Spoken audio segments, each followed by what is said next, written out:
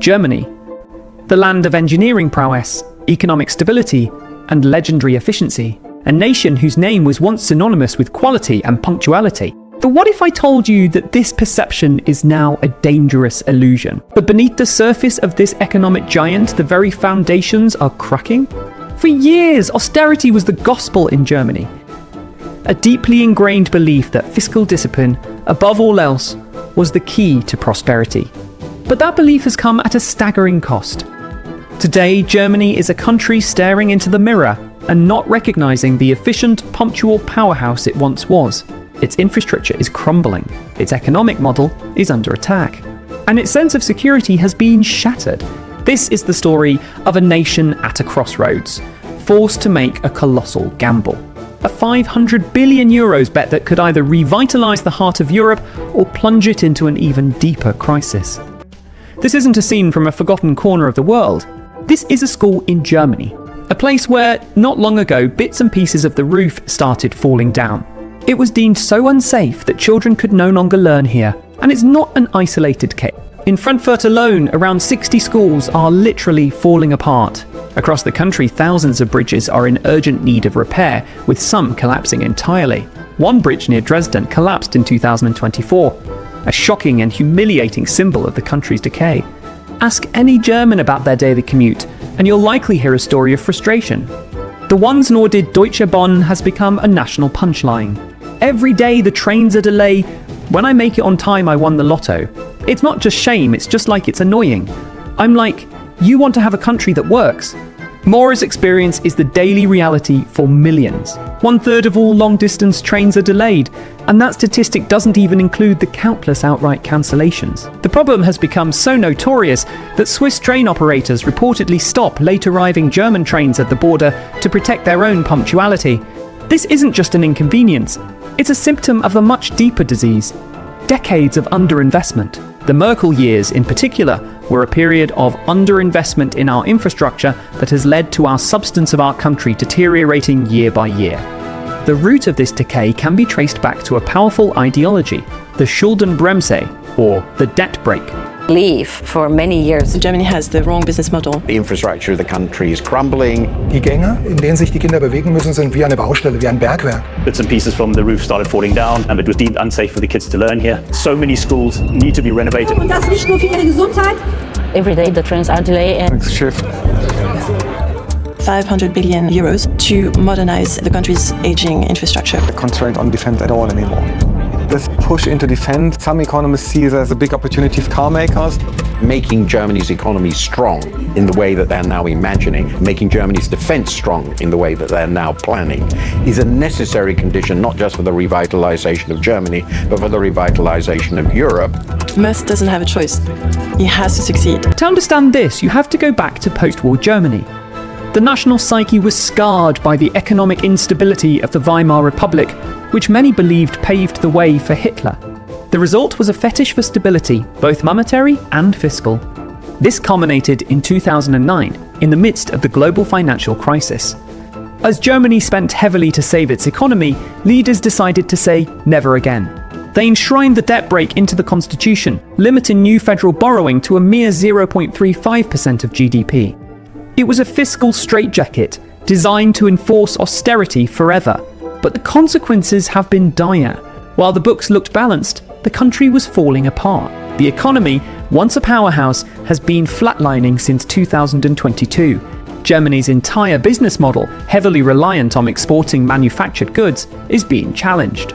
It outsourced its energy to Russia, its security to the United States, and its consumption to China. Now, all three of those pillars are under threat. Faced with a crumbling nation and a stalled economy, a seismic shift has occurred. In a series of audacious political maneuvers following snap elections in February 2025, a new government has taken the helm. Led by Chancellor Friedrich Merz of the Christian Democrats, this new coalition has done the unthinkable. They've effectively dismantled the debt brake. In a historic constitutional amendment, the government has created a massive ad hoc fund of 500 billion euros to be spent over 12 years. This colossal sum is aimed at modernising the country's ageing infrastructure, the roads, hospitals, bridges and schools that have been neglected for so long. The basic idea is to invest more, to to launch more public investment because the public investment at this point in Germany is undersupplied. The hope is that with the relaxation of the debt brake, Germany will be able to launch more infrastructure spending and therefore stimulate the economy. But the changes don't stop there. The second, and perhaps even more dramatic, shift is in defense. The Russian invasion of Ukraine was a brutal wake-up call. Germany realized it had outsourced its security to an increasingly unreliable ally, the United States, while its own military, the Bundeswehr, was in a catastrophic state. Helicopters and jets couldn't fly. Some bridges were too weak to even support the weight of German tanks. The new government has now been given the legal leeway to spend as much as it wants on defense. The debt brake constraints on the military have been almost entirely removed. This policy shift, known as the Zeitenwende or turning point, is not just about money. It's a cultural revolution for a country long defined by its post-war pacifism. We're seeing massive procurement plans, with Germany aiming to buy thousands of new armoured vehicles and dozens of fighter jets. A clear ambition to build the most powerful conventional army in Europe. New laws have been passed to slash through the notoriously slow and bureaucratic procurement process. The goal, as Defence Minister Boris Pistorius has stated, is to make the Bundeswehr combat-ready by 2029. This is a necessary condition not just for the revitalisation of Germany, but for the revitalisation of Europe. But this is a monumental gamble.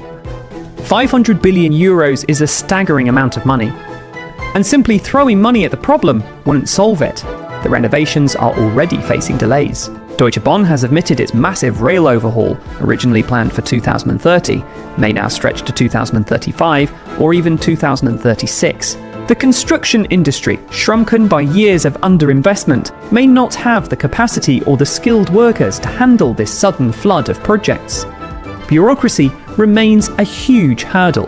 There is a very real danger that this money could be spent unwisely, fueling inflation and leading to little tangible improvement. And that's where the political risks skyrocket. The far-right party, Alternative for Germany AfD, is already the second largest force in parliament and is capitalizing on the government's perceived failures. They are poised to frame this massive spending program as 500 billion euros of wasted taxpayer money. If you're paying taxes and you still don't have a train that runs, and if you see that the school of your daughter is trash, you will no longer really believe in that state. That investment in our public goods and our infrastructure is an investment in democracy. The government is in a race against time. It must show the German people tangible results.